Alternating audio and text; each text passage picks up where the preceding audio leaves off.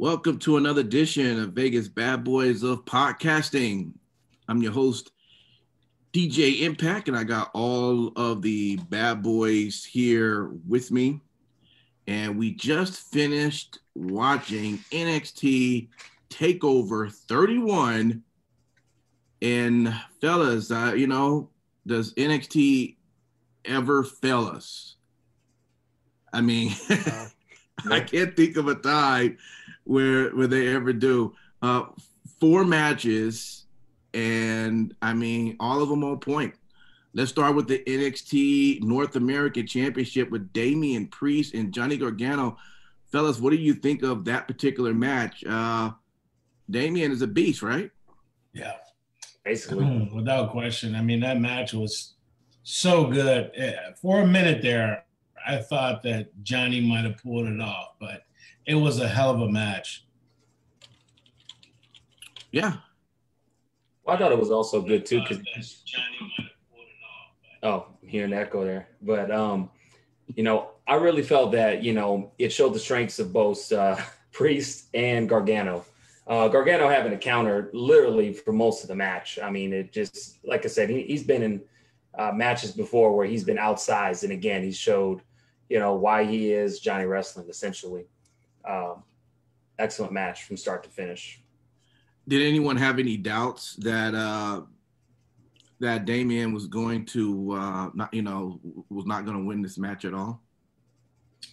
I thought it was the coronation, baby. I thought it was going to be King and Queen tonight.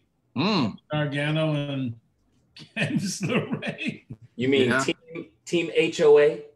Yeah. They're about as annoying as the HOA in your neighborhood. That's why I call them Team HOA.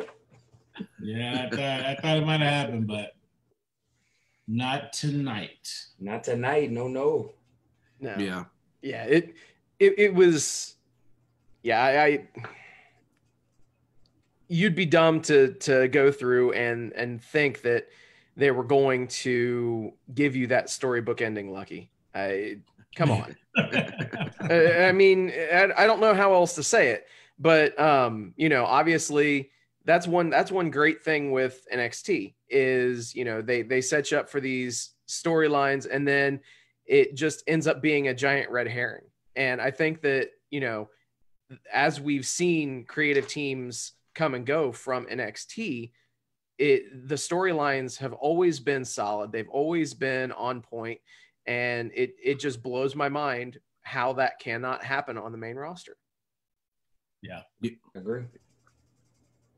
Yeah. Let me ask you this. And by the way, let me welcome all of our viewers right now. We are live streaming on Facebook, on Twitch, on YouTube, on Periscope, and all the above and all that. So we do welcome all of you and thank you for being a part of it. And live video comments. If you got a comment you want to break, type in. We'll try to get it on at some point, especially, if you watch the shows as well and you want to get your point across. So it looks like before we even jump to our next match, the Capitol Wrestling Center. What do you guys take on that? I'll be honest with you, before I read up on what it is, I was wondering, like, where are they moving to? Where is this place? And so shut up, Lucky. Just shut the fuck up. You did not predict shit. Fuck you. No, fuck you. Your dumbass was like, hey, they need to expand the performance center right after they laid off the people. So fuck off. You were the one who came up with this. And by the way, if you want to say, oh, I take credit for this, more than please go ahead and take credit because it looks so fucking stupid. It wasn't a fucking update at all. Yeah. Wow. Damn. Yeah. He's a little bitter tonight. I would have to disagree slightly. Not at all. I would have to disagree slightly, although it wasn't imaginative and mind-blowing what they did with it. I do like the slight adjustments of having the screens elevated high enough and then still keeping what NXT has done thus far, kind of having like a cage atmosphere. I had mentioned in the Vegas Bad Boys podcasting app, which you can download on Google Play and Apple while we're watching it. I said it's like Thunderdome meets Fight Club. And I liked it. I liked the energy. I know you don't like it, Michaels, and that's okay. Everybody can have an opinion. But, I will say... your opinion's wrong. Well, it doesn't matter if my opinion's wrong. Your frown is a little jacked up, and it's okay, bro. You can be in your feelings. But I'm not, and I thought it was great. And I know you respect my opinion, don't you, Michaels? I can respect your opinion, but I can't agree with your taste. Thank you. You don't have to agree with me. You just have to respect my opinion because I respect yours. Fine, sir. Well, listen, the folks that were in the CWC were excited. I guess apparently they're going to start playing around with the idea of having some fans there. I think tonight they were having friends and family of wrestlers that was coming through acting as fans, but they're just getting closer to that moment of getting it back to where it used to be. On to our next match, Velveteen Dream and Kushida. What was your take? King Lucky's giving that look like he wasn't really buying it, but Kushida came right. He didn't even get an intro. He just came right in the ring and just started going off on Velveteen. What was your guys' take on that? I thought it was amazing. So Lucky. Wait, Simon, let Lucky say how they're not using the Dream right. Yep. And he should be the champion, and they should put him on a pedestal. Go ahead. Listen. So fucking predictable. Listen. I'm okay. The Dream's he's serving out some punishment, baby. I knew he was gonna take the L. As soon as they had him take the match, I knew where it was going. Oh, so now you're not outraged. You picked the match. You already knew the match. I already knew. It was clear. You're floating on everything, dude. What were they gonna do? Instead of making yourself a fucking shirt, make yourself a pair of flip-flops. Yeah, sure. Hey, listen. When the match got announced, and I knew Kushida was gonna win. I didn't think Dream had a chance at winning. So go make yourself a pair of flip-flops. Next time, what are you fucking talking about? Next time, D, take the fucking poll beforehand, all right? Take the predictions, because we didn't do predictions. This motherfucker's just going to change his mind on everything and anything. Listen, I'm not a Kushida fan, okay? But I do realize that he was set up to win this one. So there's a no-brainer. Set up to win. Yeah. Okay. All right. I don't even really have much to say to that. You can you just dug your own hole with that. I don't know how. He was booked to win. You want me to say it that way? How about that? All right. I have to interject. I'm sorry, guys. I'm sorry. King Lucky, that's a little bullshit, and you didn't do your homework, because if you'd have known that Kushida been hot since 2005. And I'm glad that NXT is finally showcasing him for everybody else who watched Kushida when he was in New Japan. Wait. Hold on. You're blowing my mind here. Kushida, his last name is Ben Hot? I didn't say that. You just said. I just said he been hot, man, bro. No, you said Ben Hot. Kushida Ben Hot. I'm glad you guys got off my nuts and got on his. How about that? Hey, that's all right. He says. First of all, I got enough nut for everybody to have a bite if that's what we're talking about. Oh, my Lord. Yeah, I said it. Goddamn, these balls is huge. But besides the point, what I am saying is I'm happy to see that, and even before this match, that they're finally showcasing Kushida like I envision it. We all have a wish list of people that we see come in, and we want to see good things from them based on what they've done in previous in other promotions. And I'm finally glad to see it.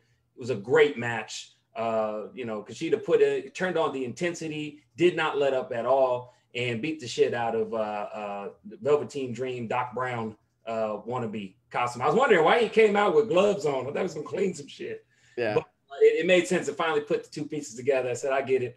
Kushida dressed up as Marty McFly from Back to the Future, and he was Doc Brown. But it was a great match. Really great match. Since you're so high on Kushida, I want you to tell me what his ceiling is in the WWE. Let's start with NXT first. In NXT, I'm gonna tell you right now, I wouldn't be surprised to see him in the picture as North American champion. I guarantee I would easily, probably within the next couple of months, and I'm being bold with that statement.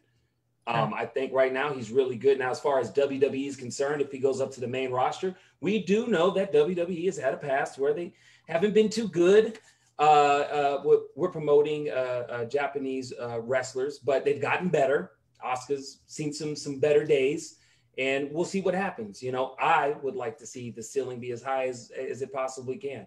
I like him. He's a fan favorite. You know, hate me if you want. It's my opinion. Indeed. And he been out. And I guess after the match, I mean, Kushida went back on him. I mean, just went back hard on him. That was actually something that stood out for me because, you know, for most of his career, he's always been a babyface, you know, rather milquetoast, kind of straightforward, a kid, basically. I mean, he's Marty McFly. Like, he's been running that gimmick for years and years and years. So it wasn't intentional that they had a kid beat up on Dream. That was where I was going. Well, at least he didn't ask him to work out first. So, but all shit aside, once you look at the subtext of them using a Marty McFly clone and, you know, a everyday young teenager beating the shit out of Velveteen Dream, then, you know, it's all good. But even in spite of that, the you know, with all of the aggression that Kushida showed, especially as of late, he's always been a babyface, and, you know, he's never really shown a whole lot of intensity. So I think that it's about damn time that we start to see this side of this character and see where he goes from here. Honestly, I'd love it if he just, you know, went full on heel. You know what I'd like too, Sin City? I would like somebody to call him Chicken. You chicken, since he's Marty McFly. You chicken, and then he just turns on and goes that intensity that way. Excellent. I know, Matt Michaels, you hated that shit. I get it. Jesus. Pretty much. All right. Well, we go right over into our next match, the NXT Women's Championship. Io Shirai, Candice. Oh, what happened? What happened, Sin City? You skipped the Cruiserweight Championship. Yeah, totally did. I sure did. That was Lucky's favorite match. You're right. I'm so sorry. NXT, thank you for the correction. Cruiserweight Championships. Santos Escobar versus Isaiah Swerve Scott. All right. You know what? I was ready to just make that one my favorite match of the entire night, to be honest with you. And I really didn't know which way. I mean, I was also in the app, and I had told, hey, I thought Santos more than likely was going to win, and I thought it would be because his crew was going to come in to do something with that. But at some point when I saw that they were now out of it, I was like, well, maybe Isaiah might have a shot here. I don't know. What do you guys take on it? I thought that this match was extremely solid. It accomplished exactly what it needed to do. You gave legitimacy and credibility to your champion, and you also helped to build a babyface and just continue. Even in the loss, Swerve looked amazing, and despite the loss, I'd say that he definitely got some shine. Yeah. Well, I was actually interested in the match based on, the promos that the guys cut this week. So I thought the match was really good. And I'm not a cruiserweight guy, right? Everybody knows this, but I knew that he was going to retain the title. We know. Next. What a prick. Sorry, I watched the debate this week, and that was the worst thing you could have ever shown me, because now I learned a couple tricks. That's dope. I love it. That was a good one. Oh, man, you on the road today, bro. I love it. Yeah. Who else got something to say about that, man? This is Santos Escobar. You know what? I really, really enjoyed this match. kudos goes off to NXT, just how they've been really showcasing, was it about a year ago when they got the NXT Cruiserweight that was primarily going to be on NXT. They've really done a great job with that. This match kind of just sums it up and shows it. It's just amazing. Like Lucky said, the promos were spot on. The action in the ring was spot on. And it did not leave me disappointed. When the match ended, I was like, man, I could have let that go on for another 15 minutes and been okay. That's just me. I know Michaels might disagree. Maybe not. But I enjoyed it. It was an excellent, excellent match. Love to see them go at it again. Right. Okay. We'll jump now over into the women's NXT with Io Shirai and Candice. Well, right here. What was you guys take on that? Io still is our champion, our women's champion. But yeah, I was pretty shocked. Well, I thought Candice had a pretty good chance, being that I thought what would have been a really good storyline with that, which part of it did happen. Gargano came out to help, but I actually thought maybe he was going to actually, help really pull to get her that title. But that didn't happen.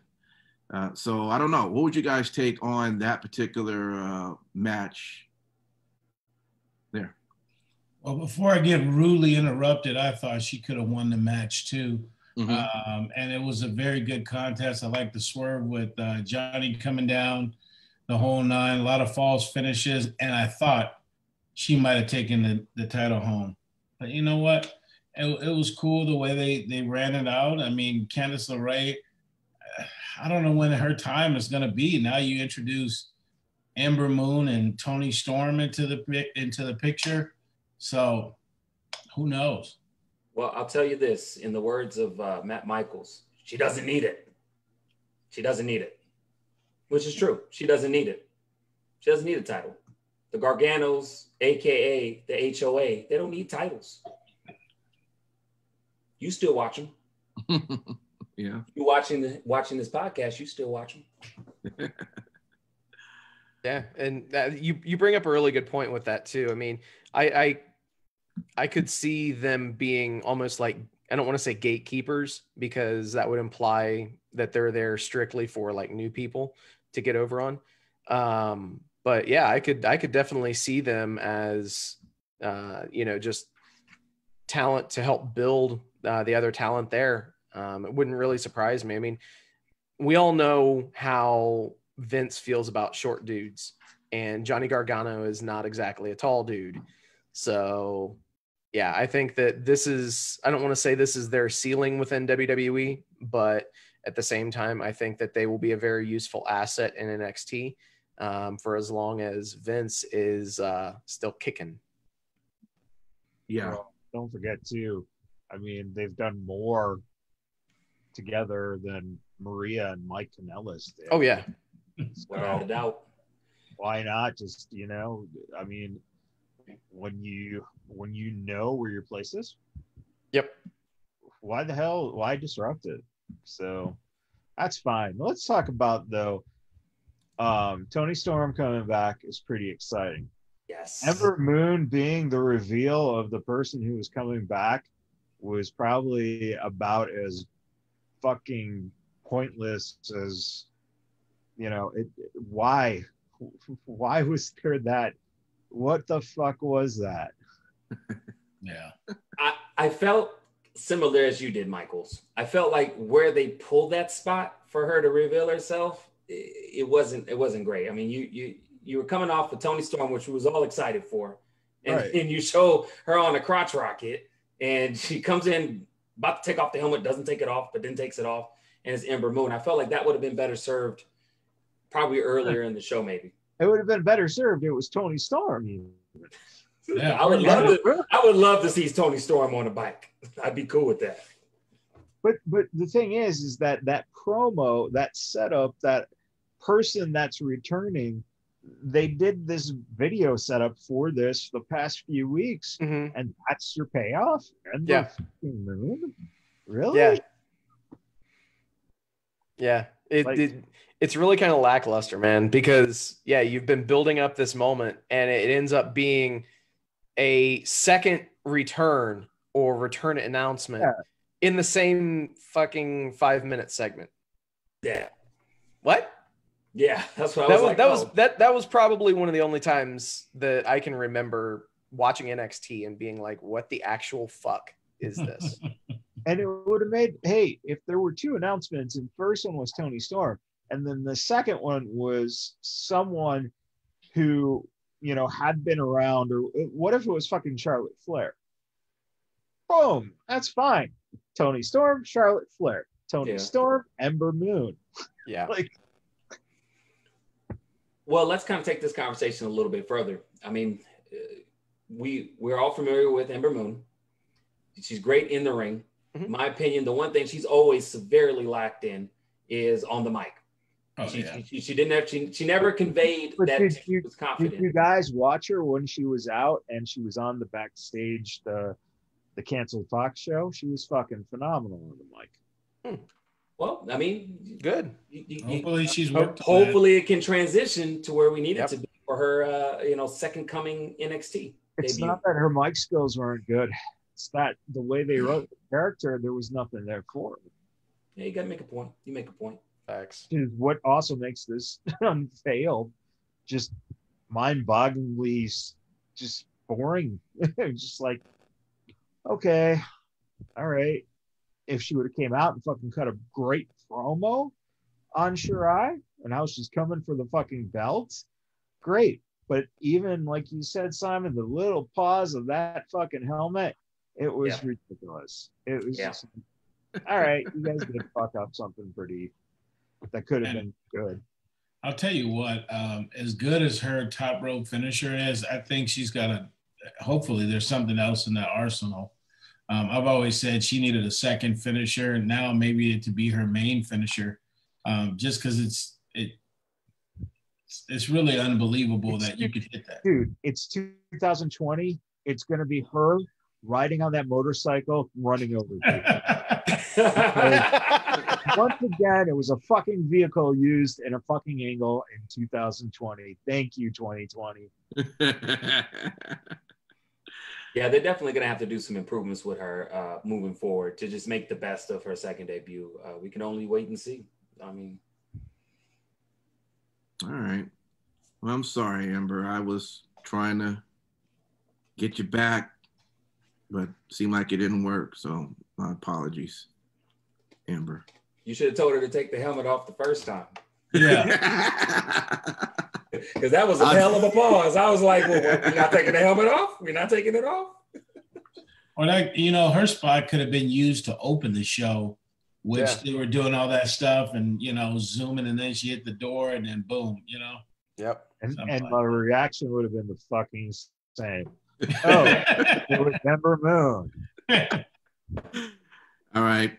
Well, let's move over to our last match, the NXT Championship. Finn Balor and Kyle O'Reilly. Was this everything you guys imagined it would be? Yes. Yeah. And amazing. If we had a blood capsules and everything. If we had a real crowd, you would have heard the chant, "Fight forever." I truly believe we would have had that chant if we had a real crowd. Had a real crowd. They were on video screens. We had a live crowd that was physically there in the capacity before COVID. I feel that chant, "Fight Forever," would have been out. It was an excellent match. I'm so happy to see Kyle O'Reilly finally be able to showcase another person that, if you kept up with him before he got to WWE, it's phenomenal. So, I mean, it was great. I enjoyed the match. It was awesome. Okay. Anybody else want to throw their two-piece in on that? Ladies and gentlemen, Kyle O'Reilly has arrived. This match was absolutely one of the best WWE matches that I've seen this year. But just mark it down. Yeah. And the thing that stands out for me is that they took so long to give O'Reilly this spot, but now that they did, and now that he delivered, I think that people are going to rally behind him. And Michaels, I think that you were the one that proposed the storyline of, separating Cole from the Era. And I think that you could actually do that now, especially with the events that happened after the match. So I think that it was a job well done by absolutely everybody involved. But this match was the best WWE match I've seen all year. Wow, I'm saying a lot there. It's funny that you say that, because one of the things that I really got intrigued by was to kind of go against myself on that thought. And the reason being is this. When he brought him when he's carrying Cole on his shoulder, okay, you had Dexter Lumis already, we saw him backstage.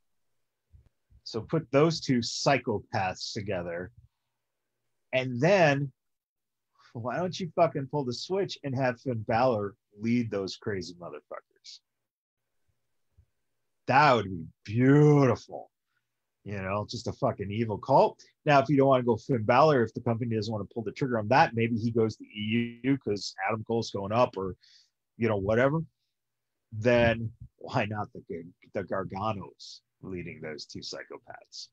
Because obviously Johnny's a little woo, and so is Candice. It would make sense. Damn. As long as it's not Ember Moon. Damn.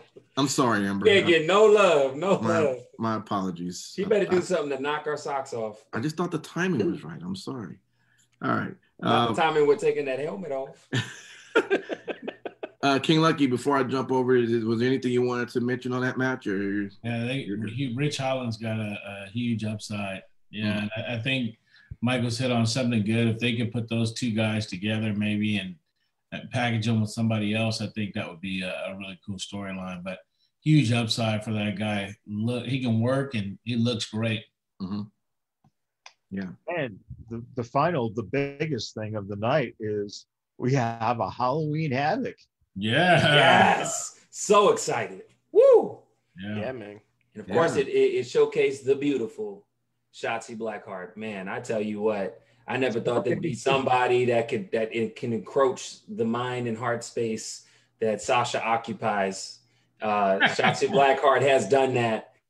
She is the Elvira of NXT, and every time I see her work, it is beautiful. So encroach. They think of her so highly as to have her host it instead of actually wrestle on it. Hey, I'll take her in any capacity I can get her in. I'm good. I like her hosting it. She's right now she's on a upward trajectory. Yeah. So I'm okay with it. You don't have to feature her on every show. Yeah, but they didn't feature her on this show. Yeah. So, what the fuck? Well, now I have great words about her, but hey, that's cool. We don't have to watch her wrestle. It's coming. It's coming. Well, you know what? And I'll tell you right now, NXT is just stacking the deck with all this women's talent. I mean, they're so deep now that Tony's coming, and Ember Moon's back. I mean, they just have so many women. I'm wondering who's going up. We'll talk about that later. Let me guess. You have the recipe, and you're going to tell us. No. Only got one pick. Oh, you only got one pick. Okay. You only get one pick. All right. It doesn't matter. He'll tell us next week after the fucking draft is done that he picked them all. That's right. The king is always right. Hashtag my king. No. Hashtag the king's fold stinks. Okay, so was there anything then that happened on Wednesday night that wasn't a part of the pay-per-view the night that you think, should be talked about? Yes, Shotzi Blackheart started off the show. It was a good match. I enjoyed her. They had a lot of good, going home show, leading up to NXT TakeOver 31. It was a good solid show. Lucky's favorite part was Cameron Grimes. You know, I'm sure Lucky found that to be very entertaining. He'll be the co-host of Halloween Havoc. Cameron Grimes. I feel like Cameron Grimes should sell like moonshine. Like I could just see him sell like I don't know, bathtub potato whiskey or vodka or some shit. I don't know. I don't know moonshine, but he looked like somebody sells that shit. Wow. Yeah, that was it. I mean, they did a great job. That was it? Okay. With a go-home show, that was it. It's good. Gotcha. Santos Escobar, that little deal where he was in the room, looked like freaking Tony Montana, you know. Right. That's what had me intrigued to watch the match. But yeah, it was a good show. You mean that wasn't Andrade? Well, I tell you what, if they push the button on Santos, he's gonna replace Andrade on the main roster. Absolutely, and he should. I'll be real with you. Yeah, he should. Because I'm telling you right now, he is entertaining to watch. He's very confident when he's doing his promos, and his ring presence is great. I just like the whole thing about it. I want to see a main roster intact, especially when you compare it to Andrade, who was on the mic on Monday night, which was good God, holy shit! It's the Lina Fort. It's the Lina Fort. Well, while we're at it, let's just jump right over into Monday Night. King Lucky, let us know about the show, what you like or dislike. Well, first of all, Raw was glorious. You know, start from the end to the beginning. He didn't win the match though. That's what fucking like. So you debut him just to have him fucking lose right off the bat? Well, I knew he wasn't gonna. I mean, but I do like the fact that he glorious about it. Then what's so glorious? What's great about this character? Hey, he's back on TV. He's a hell of a wrestler, and he's a jobber. Hopefully, yeah. Seriously, that's how they're utilizing him, man. You just said it. Hey, you saw him. Yay, this is awesome. He's back. Oh, he fucking lost. Yeah. What's the point? I was still happy to see Bobby Roode, so don't piss on my robe like they did. I would have rather had him be the guy in the fucking helmet. Yeah. Why not? Shit. Did you just say don't piss on your robe? Yeah, you don't remember when they threw Bobby Roode's robe in the toilet? It's coming to it was mind about the same time his career went in the toilet too. Basically. Man, Bobby, don't listen to him, all right? Now let me ask you this question. Should Bobby Roode do what Ember Moon did and go back to NXT? Oh, that's what I said. Without question. Oh, you did say that. My bad. I didn't Without question, yeah. Without question. He should have been the motorcycle guy instead of Ember Moon. Fuck it. Yeah. Maybe he'll get traded there on the draft. Maybe he'll get traded to the draft. Yeah. Elsewhere, I was happy that Ali was back and picked up a win, you know. Mm-hmm. That's how you do it. Yeah, that is how you do it. But yeah, that was good. I like this new thing with Alistair that they're doing, but I'll tell you the music, you know, and also the gear too. Like have him have something that's more fucking edgier. You know, his shit just the whole package right now with him. Vince just fucked him all up. Hold on. Guy. This is the same motherfucker who's just excited for a guy who comes out in a robe. Yeah, but look, now listen, going, the music. Aleister Black's music is fucking shit, right? And then the attire that he had, dude, I was fine with him being Metal Gear Solid, baby. Cover that eye, you know, like that, and you know the fucking edgy like Big Boss, outfit. Like Big Boss. Got you. Yeah, man. Shit. But apparently, it's funny how we talk about Aleister Black. According to Kevin Owens, he's the same type of mentality as the Fiend, which we'll talk about later in SmackDown. I just thought it was kind of interesting as we're bagging on Aleister Black and what he don't got. I think what he did is he lost his mojo. I'm just my opinion. I agree with you. Like I don't like him like this. Character. Yeah. They took his gimmick away from him like a year ago when they called him up and they didn't know how to fucking use him. When you were given the fucking playbook, handed to you by your own fucking company, use it. I think that it speaks volumes that he was booked so well in NXT, like what everybody was saying. Mm-hmm. He gets to the main roster and immediately they don't know how to use him. But then when certain people take over on certain shows, then he just magically is on TV more frequently and is, more enthralling as a character. And then when that person is no longer writing TV, then we are where we are right now. Yeah, but if that guy wasn't writing TV, if he was still writing TV, he wouldn't be with Roman. Exactly. Which made Roman this much better. So honestly, for the trade-off, I'd rather see Aleister Black suck and see Roman actually be a heel. Unfortunately, I think that we are starting to see the jobification of Aleister Black.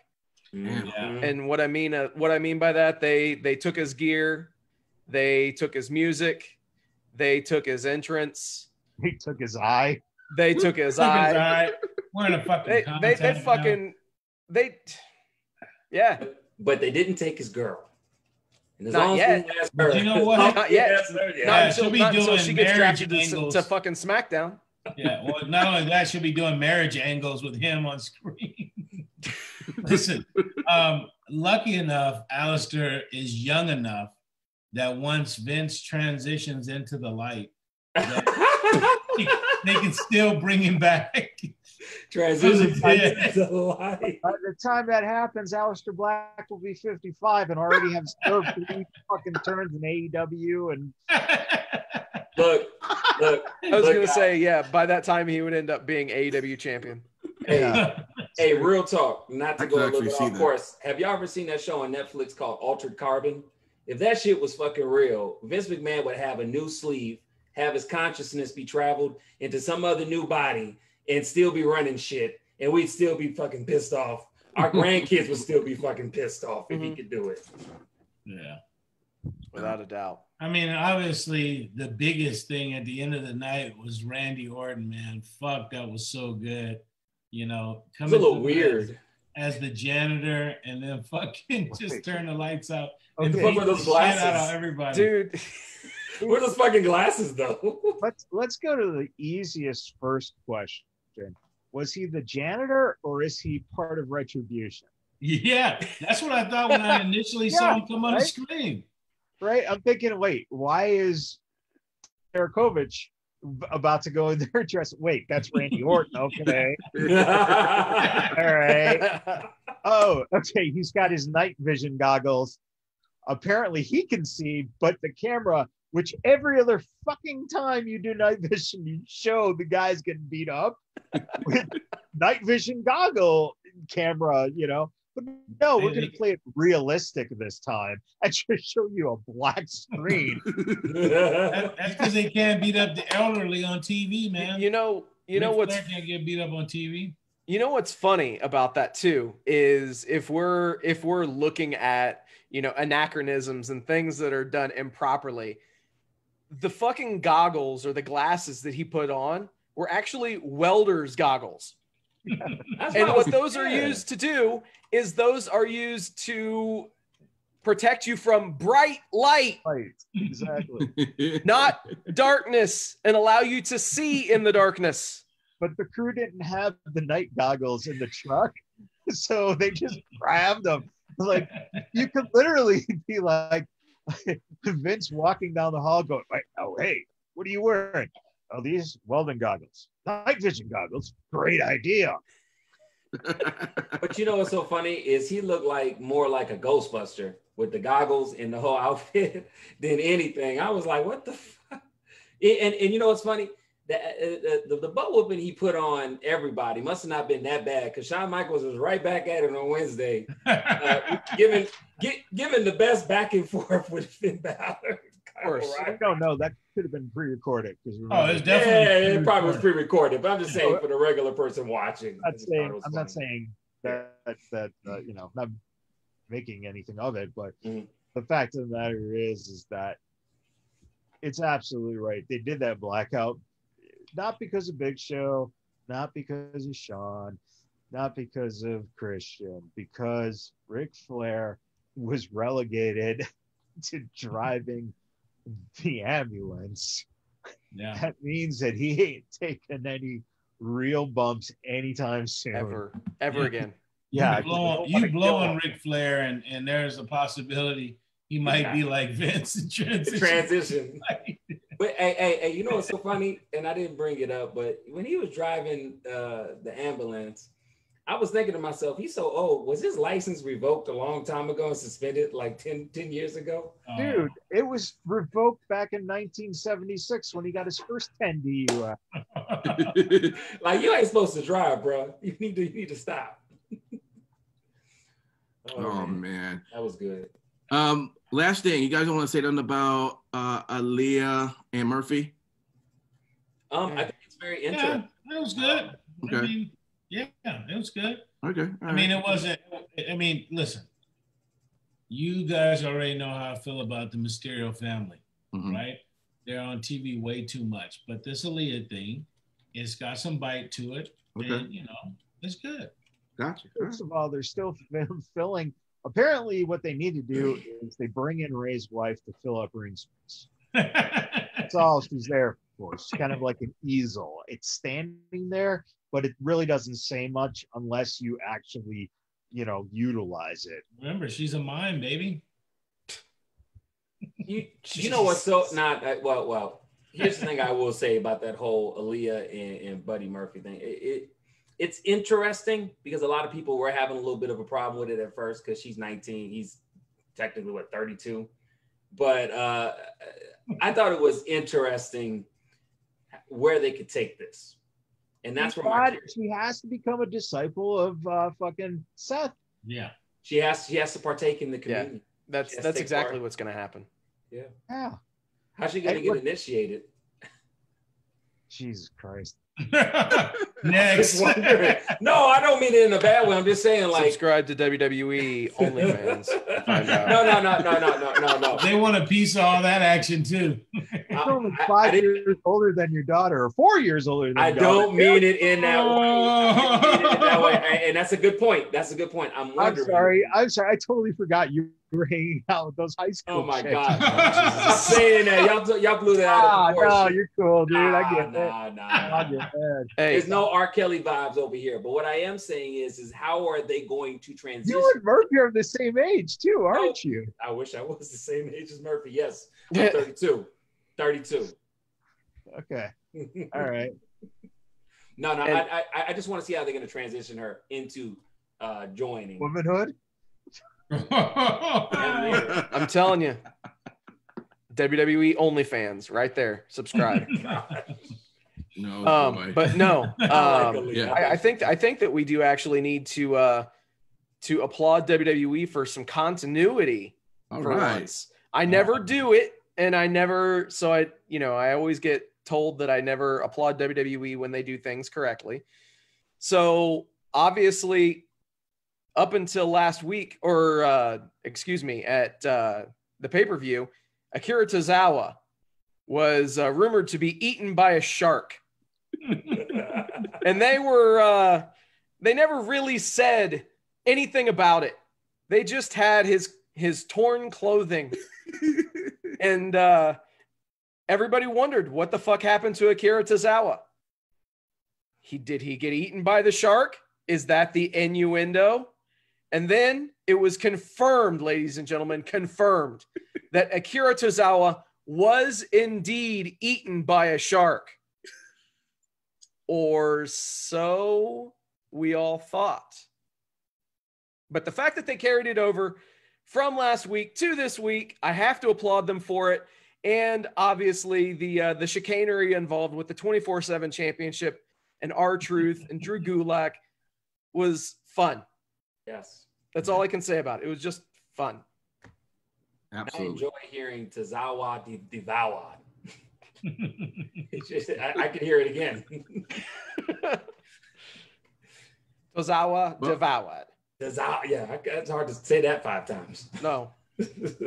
Well, we'll jump right over into Impact Wrestling. Ooh. And I'll talk a little bit on what happened on Tuesday, and then apparently they had a pay-per-view that just popped out of nowhere this past weekend called Victory Road.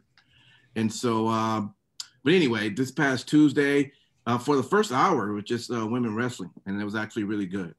Got a chance to see another match with Tenille Dashwood and Jordan Grace, which Jordan Grace won that match. The funny thing about Tenille is that she has her sort of a manager who is her photographer. The gimmick with him, and his name is Caleb, and you just always have to understand that it's with a K. So anytime, anyone goes, "Hey, Caleb," he always go with a K, with the K. That's just kind of his gimmick. So it's pretty funny what they're doing with that whole thing. And he's running around with a camera taking pictures. But just make sure if you ever hear that Caleb is with Tenille, he's going to let you know it's with the K. All right. EC3 is planning on having a funeral of the TNA title this Tuesday. If you guys can get access to the hold on, get access to access. Wait. I know, right? Let's go right here to the heart of the matter. And so, Lucky, how's EC3 doing, huh? How's your boy doing in there, huh? I'll tell you what. I was so excited when Impact Wrestling made all these moves, and now a month, 2 months later, all these moves are just. I'm not impressed. So great. He's killing. He's not. Yeah.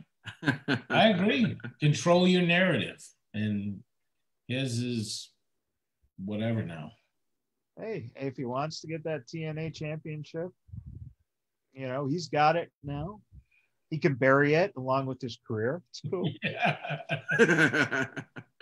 Well, yeah. So that's going to be, that'll be happening next week as well. We also had Heath showed up, and apparently he says that management is now looking at him because of the big 5-minute promo he had last week, caught their interest in the whole hashtag that he has. Heath for Impact seems to be catching some wind. So we'll see where that goes. And I think I'll mention that for the Victory Road pay-per-view that happened this past weekend. There was, as we know, Bravo is still having his wedding. He's preparing with Rosemary, and he's been looking for this best man, which was Fallah Bahh. So, and of course, Swinger got a little bit upset about that. So they end up having a match, and it's still going to be Fallah Bahh in that. So Fallah Bahh is his best man until something else happens with that. Hey, I thought his best man was Mero. Mero, whatever they call that guy, right? He's the best man, right? Best man. You mean Miro? Different show, but yeah. Another one. Right. Oh, yeah. Yeah, it's happening. And then, of course, Eddie Edwards, he was attacked last week when the lights went out, and he didn't know who. It was Randy Orton. You know what? It wasn't Randy Orton, but it happened to be Ken Shamrock. So, he's back at it and beating up. So wait. In Impact, they have the old men. They have the lights go out. The old men beat up the young guys. All right, I got it. I know why they're not winning anything. Yeah. All right. Yeah, absolutely. So that was Tuesday there. Then for Victory Road, just a few matches that they had. They did have an X Division championship match with Rohit and Willie Mack. Well, no, they didn't. It wasn't a championship match. I'm sorry. It was just Rohit and Willie Mack. And then it says the winner for that was Willie Mack. So we'll see. A lot of these look like they just kind of threw some matches together. It was a Tommy Dreamer versus Brian Myers. Y'all know who Brian Myers. Remember who Brian Myers is? Mm-hmm. Okay. And then Brian Myers won. No, I don't. I'm sorry. Really? I don't. Tell him who it is, King Lucky. Yeah, King Lucky. Tell me who Brian Myers is. Never mind. He's laughing. Curtis Hawkins. Okay. Yeah. Hey, look. All right, just laughable to me. Okay, and let's see. Yes, it is. Somehow Moose ended up fighting Trey Miguel because he pissed off Scott D'Amore, so he just threw him in a match with Trey, and Trey beat Moose. Oh God. Hold on, time out. I'm sorry to interrupt. I love how you just said, like, for some kind of reason, like Moose ended up getting in a fight. Like you said it like it was he went to go talk to Scott, and he's bothering Scott, and Scott's like, stop bothering me about EC3, because it's been an ongoing thing between Moose wanting to know where EC3 is, because every time EC3 appears, it's always on video. And then he's always threatening to do what he's about to do this coming Tuesday with destroying this TNA title. So Scott D'Amore like, look, leave me alone with this whole thing. You know what? Go fight Trey. Then Trey beat him. So yeah. Go ahead. Is on fire as well over there. I love their stuff, but sometimes it just makes you just kind of go, what? Yeah. Deonna Purrazzo again had she had a match against Susie, and Deonna won that and retains. Susie's still fighting her. Mm-hmm. Yeah. Not to become. The payoff should already happen. Yeah, she's still fighting that. Yep. Okay. And then, of course, the World Championship, Eric Young and Eddie Edwards, and Eric won, continue that. So anyway, that's that. Everything is now, of course, leading up to their real pay-per-view they've been promoting for the past 3 months, Bound for Glory. So that'll be something to be looking forward to. But that is pretty much all for Impact Wrestling. And we'll move right over into AEW, Sin City Steve. What's been going on over there? So obviously Cody answered Mr. Brody Lee's challenge.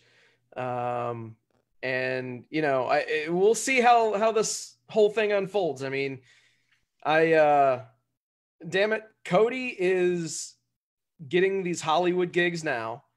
And what's he do? I mean, he could very easily, you know, wrestle clean and not even be on the show. But instead he chooses to get involved in these gimmick matches. And now y'all know he is going to bleed buckets. Yep. And probably throw another scar onto his face as a result of this damn dog collar match. Hopefully the scar will be on his neck. Get rid of that tattoo. Oh, shit. Wow. It's kind of cold-blooded there, bro. Outside of that, also Dr. Britt Baker made her illustrious return. And quite honestly... Didn't she return, though, technically in the... She did, but she wasn't cleared. Yeah. Oh, in the doctor's office match? Yeah. She wasn't cleared at that time? Okay. Yeah. So now she's... Sin City. What's up? Sorry to stop you. I just want to say that red velvet is my favorite cake. Okay, go ahead. Wow. Did you want a slice? Did you want a slice? It's just my favorite cake. I just wanted to let people know it was. Yeah. I'm sorry. Please continue. No, dude, that's... Hey, DJ Impact with the sound bites, man. You hear that? Mrs. Impact? Mrs. Impact, your husband likes red velvet cake. You know what? Hey, she knows already because I made that comment while I was next to her. Hey, Sin City. This is the part where you tell Impact that the dentist didn't approve the consumption of red velvet. Oh, there you go. Nice wordplay. Yeah, there you go. Nice. Yeah, I mean, the other thing that I think that we can't gloss over is, okay, Moxley and, you know, his match against the Butcher. Okay. When the match was announced, I was like, all right, obviously there's no way in hell that Moxley is going to lose to this guy who's a glorified job guy in a tag team, no less. So he's, you know, he's not as strong as singles competitors if we use, you know, certain methodology. So when that was announced, it almost lost me straight up. But I have to give the Butcher some credit, man. He brought it. You know, not to the degree that Kyle O'Reilly brought it in NXT, in arriving. But I think that we finally can give the Butcher some credibility because it was a solid match. It wasn't anything that was, blow the doors off the arena or anything like that. But it also wasn't a complete shit fest like what I, to be honest, kind of thought that it would have been. He had to put in that performance though, because it was absolutely imperative that he get a match like that on his reel, so that when he submits it to NXT, they sign him. Yeah, pretty much. Pretty much. Oh shit. Hey, real quick, Sin City. Did y'all notice that during the Britt Baker match, JR got a privilege to say that she's the what? Baddest bitch on the block. He was extra excited when he said, I said, they let you curse, old man. They let you curse. He gave him a curse pass. But no, and he was again talking about how thick she is in her arms. She's thick in her arms. He thought she was wrestling I think that those were rewards to JR for not fucking up on commentary. Yes. So I think Tony Khan was back there in gorilla position, like, yeah, JR, you can go ahead and say that shit. Didn't he sound totally liberated just being able to say that? Like he was so happy and proud to say it. Yeah. Yep. I tell you what. Was there anything else on that show y'all like? Oh yeah. Go Why ahead. is Scorpio Sky wrestling with SCU again? What the fuck is going on, dude? I mean, they're just going backward with Sky. He wrestled with SCU on Dark, and now on this show, I don't know. I'm losing hope for Sky, man. I mean, he's young, and they got a lot of future ahead of them. Not that young, bro. Well, I know. I mean, he's not that young, but I mean, he ain't 40 or 50 years old either, or late 30s. In wrestling age, when you get over the age of fucking 30, you're old, dude. I still got hope for him, man, but they don't know what to do with him. I thought that he was their promising black guy. Maybe Will Hobbs is now. Yeah, I guess so. He's a hoss. He's a big boy. So, Gotcha. But I thought Isaiah Cassidy stepped up huge for them. Thought that match was good. He definitely, after coming off that promo he cut on Jericho, I thought he showed up for the match. And then I'll tell you what, I love the seeds that was planted for MJF and Sammy Guevara feud. And maybe they kick Sammy out of the inner circle. Sammy turns into a huge baby face. Boom. Wow. Yeah. Why? Why not? Why? I don't see him turning into a huge baby face. But I definitely could see MJF in the inner circle at least. Yeah. I can see MJF taking over the inner circle. Bingo. But more importantly, the number one question is did Chris Jericho ask MJF if he wanted to be in the inner circle? That's why I say he can take over the inner circle. He will. Do not make Sammy a baby face. That is a really fucking bad move. Please, AEW, anyone, if you are listening, please do not do that, because that will kill the kid's career. Yeah, exactly. He is great the way he is, and bless him, bless his heart.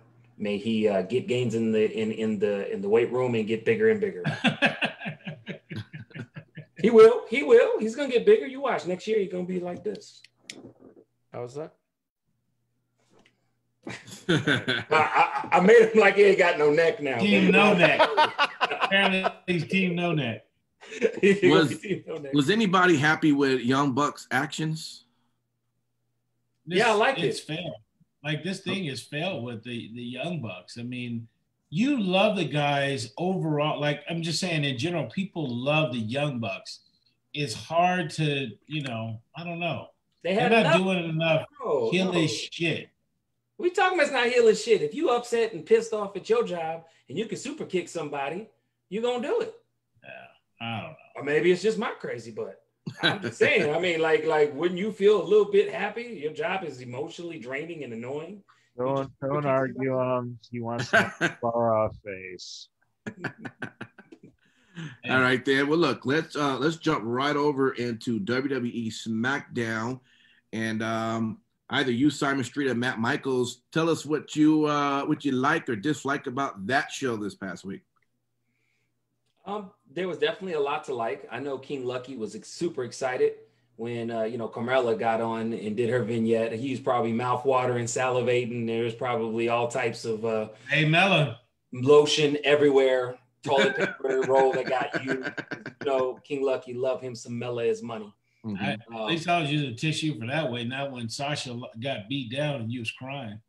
Oh my gosh. Anyway, speaking of Sasha, great segue. I really like the quick brief promo that Sasha did. I think it was really good. I'm super excited to see what's that coming down. But what I really, really liked was, just, I'm going to say it, Roman Reigns. I really like, now, the reason why I like the segment with how he addressed his cousin is I have cousins that I treat as my brothers. And so I understand growing up, you even though you could go to war with one another, you still love them, you're still family, but you like F you, right? So I like the whole interaction back and forth, how he was, Roman setting it up. And, obviously they're going to have a Hell in a Cell match. I'm just curious to see what that's going to look like. What is going to come of that?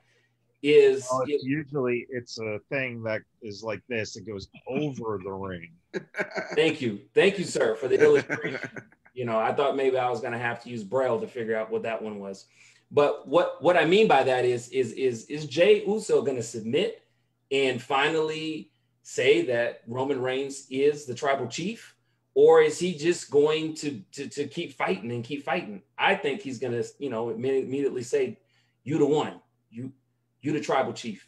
And then we're going to move on. That's how they start the tribal family. It's pretty clear cut. If they don't go that way, then they're being WWE. Well, no, it's just at that point, if you're not going that way, what validity does this have of Jay getting his ass kicked constantly? True. Makes no sense. So, is there any other way that they could work themselves out of this angle? Why would you want to? No, I'm not saying work out of the total angle, but I'm saying, is there another finish that you could see for that match? Do you want to put the title on Jay? You probably do. No. I believe this is the best. What I'm saying is, why would you want any other scenario or solution? The obvious answer should be that you have him so broken that he realizes that the only thing you can do is help Blood out until you eventually can, become the chief.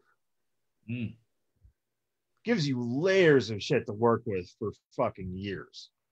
Yeah. Not even just that, but too, and this is where you'll get excited, Mr. King Lucky. If The Rock ever decides to take a break from the life he's living and decides to come back and involve himself in the storyline, I don't know. Maybe that's a Smart's greatest wet dream. But that'll be interesting how this plays out with who's at the head of the table. Here last week? So what? I wasn't here last week. Here last week. I thought I was fucking losing my mind. I'm hearing this going, did we not talk about that last week? Okay, no wonder. By the way, that's how we know that you're not listening to the shows either. Oh. you just made yourself.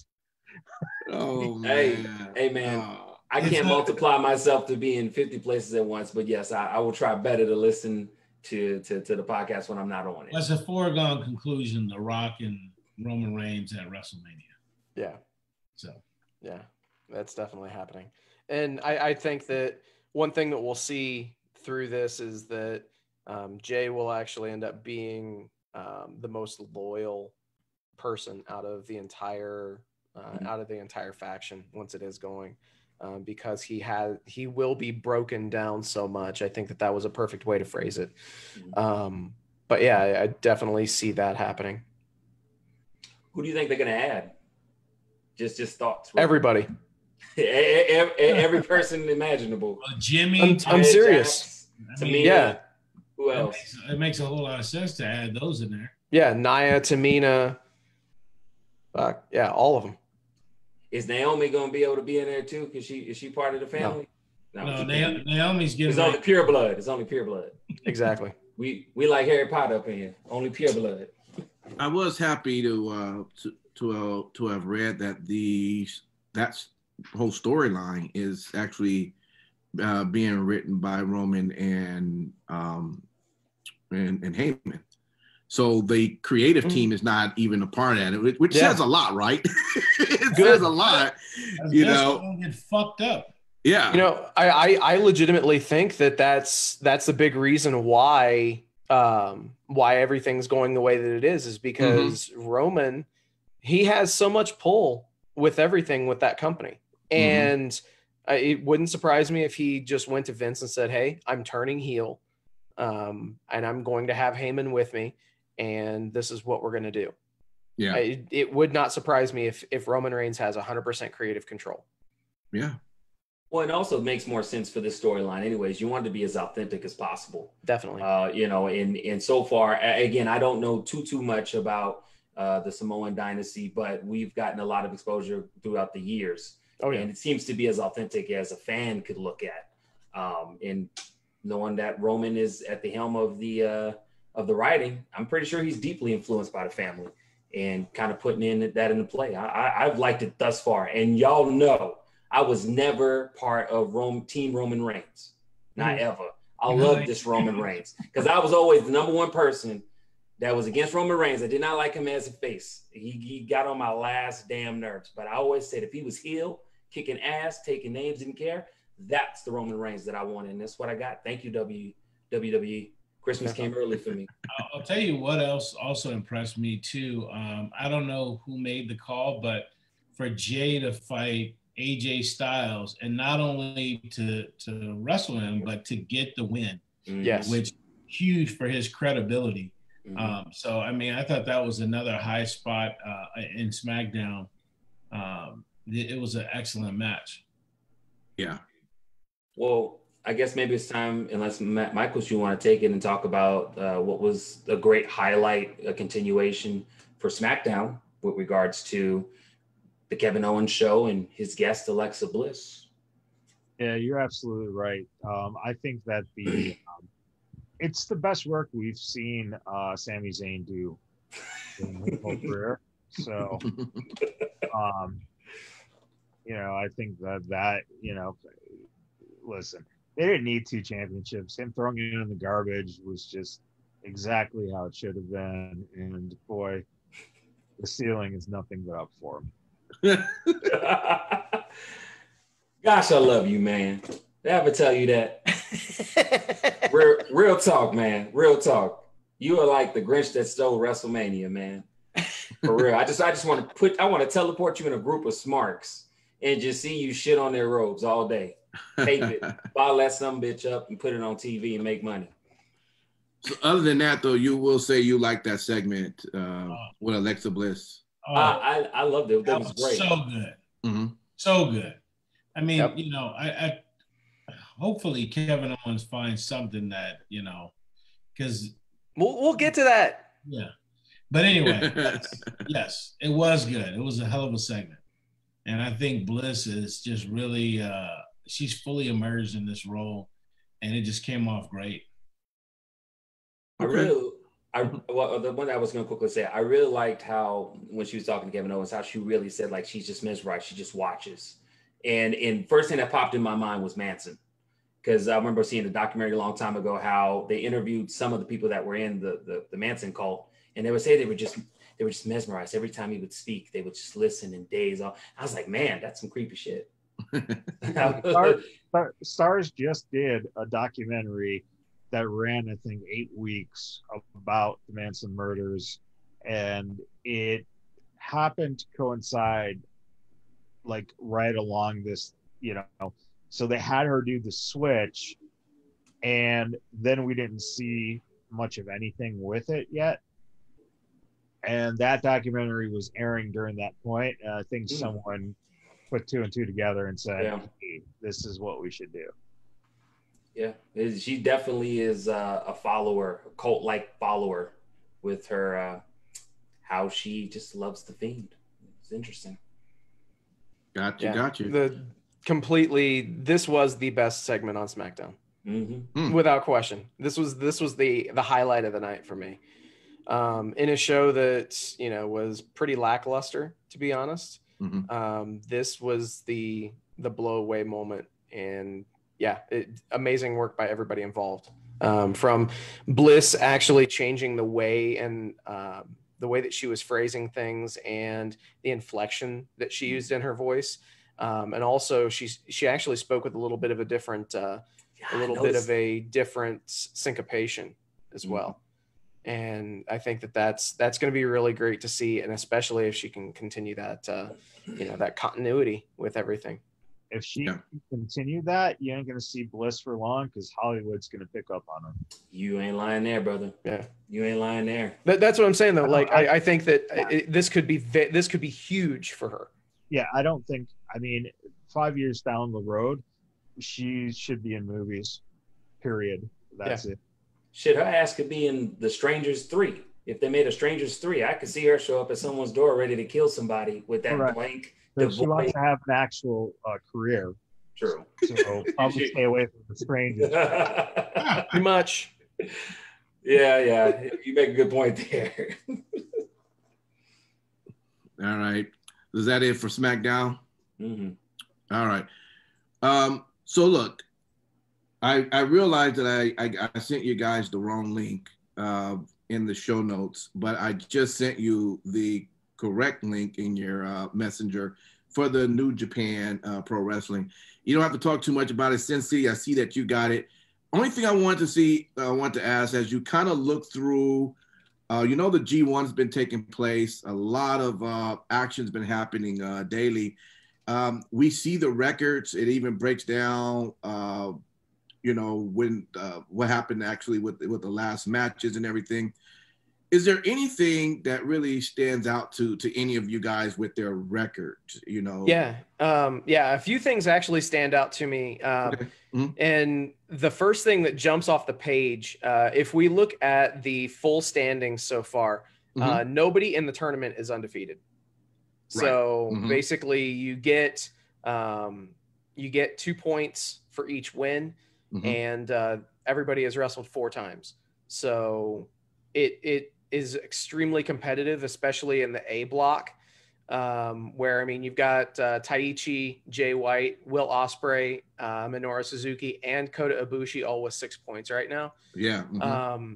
Our friend of the show, Jeff Cobb, is in there. He's got 2 points. Obviously we want to see more points out of him on that. Over in the B block, though, you've got Tetsuya Naito, Toru Yano, and Juice Robinson with 6 points each. The thing that jumps off the page for me is fucking Yano has just as many points as absolutely everybody in the tournament. Now, if you're not familiar with Toru Yano, he is a comedy wrestler. He's not a wrestler, but he's a wrestler, and I'm using finger quotes.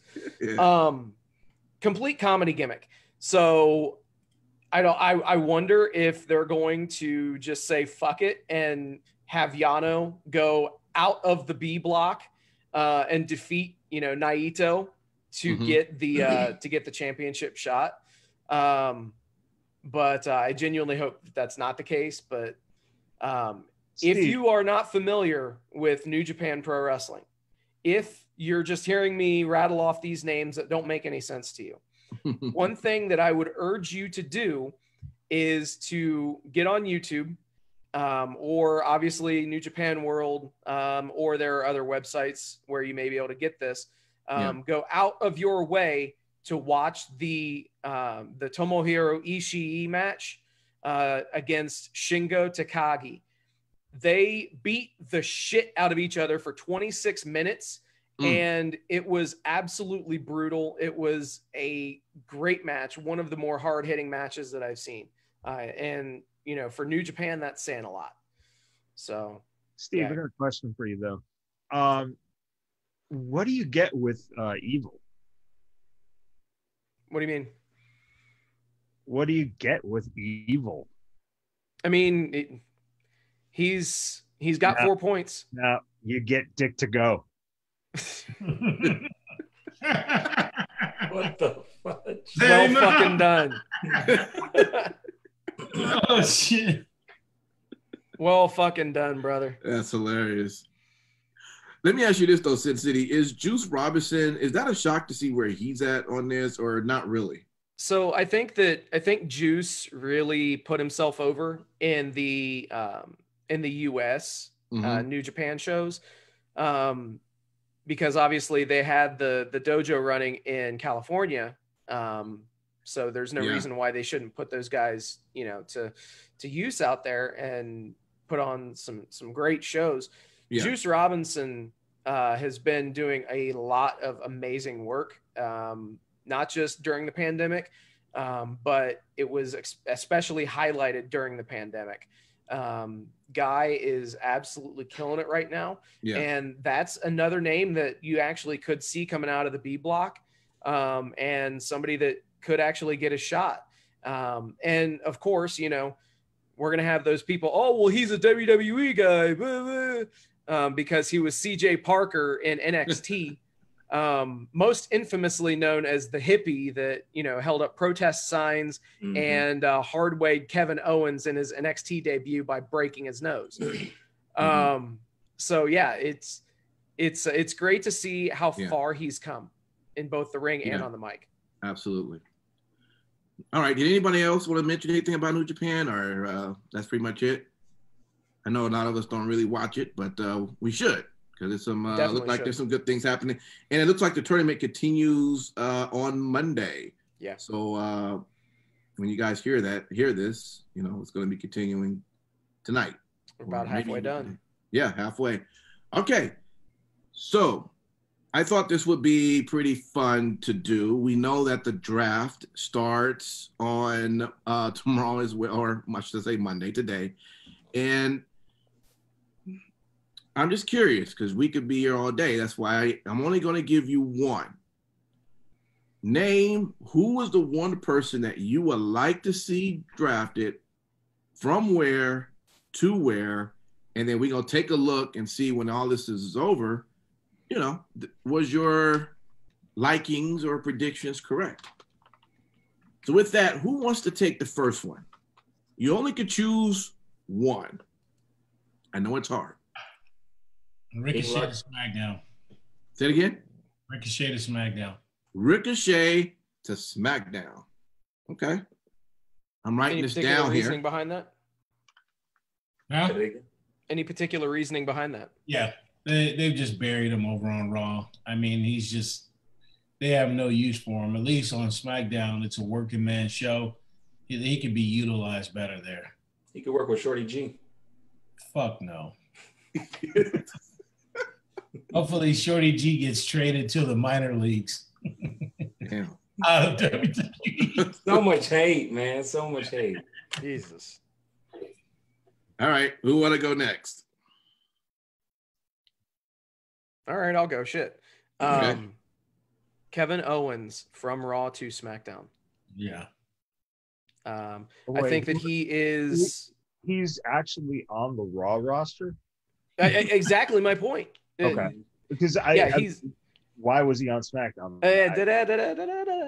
So basically, I think that they set the wheels into motion for that this week. I don't know why in the hell you used the KO show as the vehicle for that segment, unless he's coming over to the brand. Yeah. One thing that really makes me happy with that is, KO has been over on Raw, and he's been in the background. He hasn't been used. He's not been on any major shows in the last year. And it's criminal how they are misusing and underusing Kevin Owens in WWE. Mm-hmm. Yep. And I'm not just saying that because I look like him with the spike hair. No, I completely agree with you. completely agree with you. He'll be better served in SmackDown. All right, Simon Street, and you up next. I'm gonna go for the bold decision of sending all of Retribution home. I'm joking, but kind of serious, just a little bit. I'm definitely gonna say someone we talked about earlier. I'm gonna say Aleister Black SmackDown. The reason why I say that is I think that the gimmick that they had him with, they took it away. All these changes with him, it doesn't sit well with me, and I'm pretty sure I'm not the only one that speaks that. I think it would be a bit of a fresh start, and as King Lucky did say, it's a working man's program. So I think it would be great to see Aleister Black there, mix it up with the talent that's on there. Okay. How about you, Matt Michaels? I make a trade. I trade Bobby Lashley to Impact for Moose. Oh. That's funny.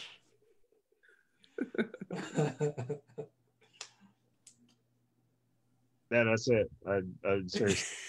You're really serious. Lashley to go. Period. Done. Bobby Lashley. Go. Period.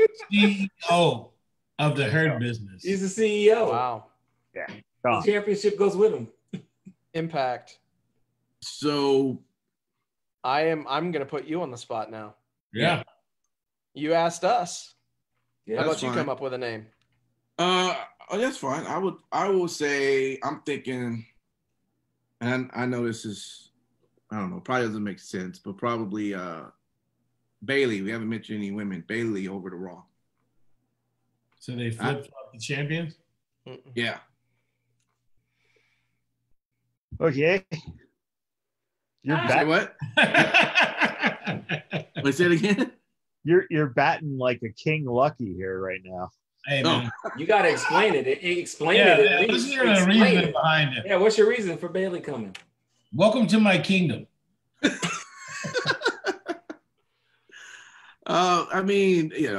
She's pretty much dominated SmackDown, right? So And she's worked all the brands. True. But why stay at SmackDown? Because you're part of your ratings and you're on Fox, and that would be their natural instinct. I mean, that would just be from a company perspective, I guess. Yeah. I thought you were going to say something like Lacey Ryan move her over. Or is she on Raw? No, she's on Raw, She right? was on Lacey Raw. Ryan? Yeah, she was on Raw. They're doing such a good job with her, obviously. Yeah. Oh. You did say Lacey Ryan, by the way. Yeah. Yeah. Oh, it was a Lacey Ryan? We're assuming that you mean Lacey Evans. Lacey Evans, exactly. Lacey Sorry. didn't By the tell way, Street, if you know anything from listening to Lacey Ryan's interview, you know that she doesn't necessarily like that. So you're gonna have to apologize to her when you see her. All right. I would definitely apologize to her and whoop my ass because I know she whooped my ass. I want to get my ass whooped. Michaels, give me a real spot you want to see Lashley at, not an Impact. I want to see him gone. Okay, if I have to make a fucking draft prediction, Yes. just give me fucking one of the guys in the mask, those Lucha kids. Put one on NXT. So one of the Lucha brothers to NXT. Wow. Groucho or Harpo or whichever. Oh my Did you say Harpo? Yeah. From the color purple? From the color. You said Harpo. You said Harpo. Did you say Harpo? That's You just made the biggest cultural, like, a black person, white person. We can't be any clearer. I thought you said Harpo. There's only one Harpo in the world. No, there's Harpo Marx, the actual Harpo from things Exactly. based on.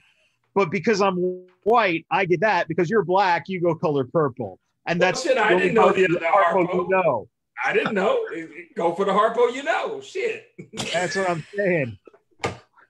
We just set race relations back like fucking 200 years, man. Oh my Lord. Oh man. I can see it now. Go for the Harpo, you know, and have somebody spit in a glass of lemonade. All right, guys. That's going to be our Jesus. Oh man. And you also could be a sponsor. Just let us know. We'll take you in. Guarantee. Anyway, we do thank everybody though for listening or for watching us. And you know, 3 Count is where we're gonna be hearing next. And we thank everyone here from listening and for tuning in. And with that, we will see you next week. Peace.